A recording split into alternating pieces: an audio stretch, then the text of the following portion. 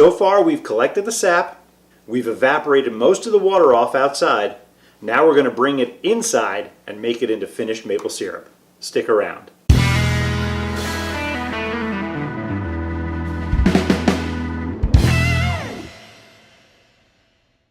Alright, so if you haven't watched the first two videos in this series, please make sure when you're done here, go back and watch them. I'll put some links at the end of this video to those videos. I showed you how to collect the sap, showed you how to get the bulk of the water gone by evaporating it outside.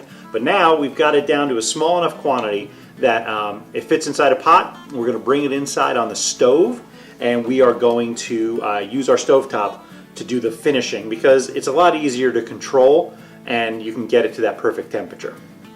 The goal here is to take this sap and turn it into syrup.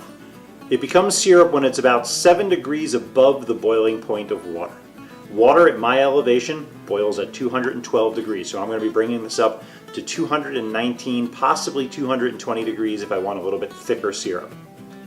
Water may boil at a different temperature where you are. If you're at a high elevation or right at sea level, it probably boils slightly different than it does here. Make sure you know what temperature water boils at your location and go 7 degrees above that to make it into syrup.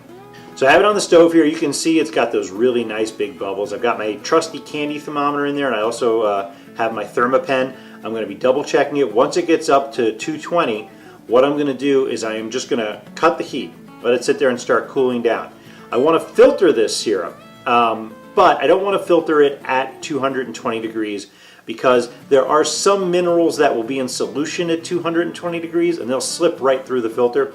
I'm going to wait for it to get down to about 185, 180, 185, and then I'm going to run it through a filter that I have. The filter I have here is a fabric filter. I bought it on Amazon. I'll try to put a link to it down in the description below. And it works really well, but one of the tricks to it is you have to kind of wet the filter before you run the syrup through it. So what I do is I take a pitcher of boiling water and I just pour it all over the filter to get it, primed and ready to go. So you're going to pour this in, you're going to let it drip all the way back out into the pan. If it gets cold while it's doing this, you can always reheat it back up before you can it. If you don't have a filter like this, you can use coffee filters, something like that. It'll be a slow process because coffee filters don't hold as much, but it works and you don't have to buy any special equipment that way.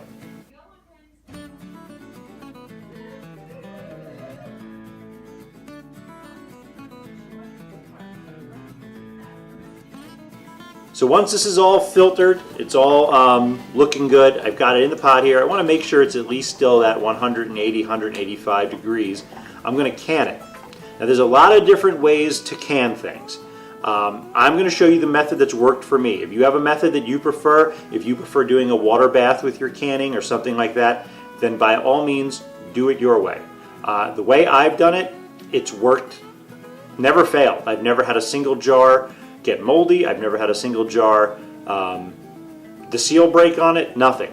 So here's what I do. First thing, I want to make sure that my lids are nice and hot. I know that the modern lids say you don't need to heat them up. I heat them up anyway just because I want to be safe.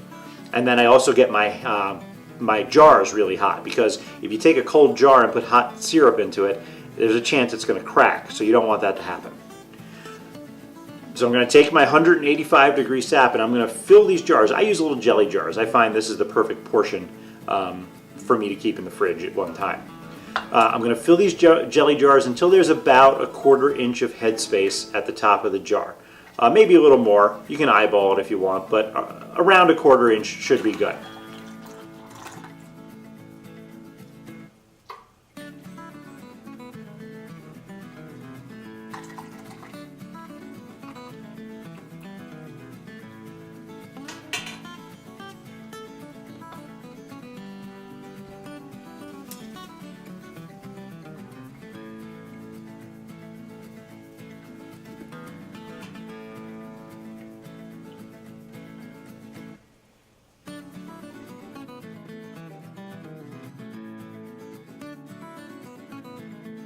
Once we have that, I put my warm lid on there and I tighten it down with a band.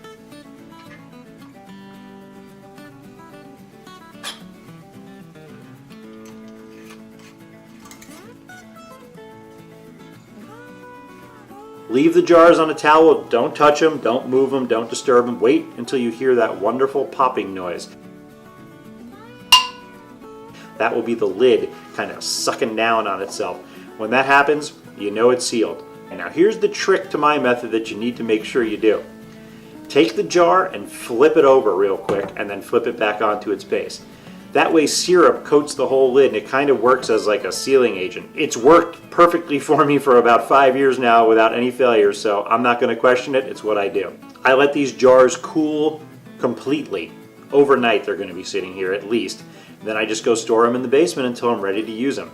There's nothing in this syrup besides heat and sap. That's it. That's all there is. There's no added sugars, there's no added anything. There's a drop of coconut oil to keep the bubbles under control, but that's about it. That boiled off hours ago, so that's not even around anymore. It's so good, and it's great for all sorts of things. I use it, I use it in my kids for breakfast every morning. They have yogurt, and I'll put a little syrup in it for them to make it taste sweet or something like that. Or we use it in waffles and pancakes. I use it to make barbecue sauce all the time. I add that as a sweetener instead of using sugar. I use it on pork belly burnt ends. Oh, if you have not tried those, I don't think I have enough room. Maybe I'll put a link up here for it and you can go check that out too. So as always, please make sure you follow me on social media, Instagram, Twitter. Make sure that you subscribe to my channel. Tell a friend about my channel. That would be really helpful. And then check back because I'm going to have more videos coming out in no time. Thanks for watching. We'll see you soon.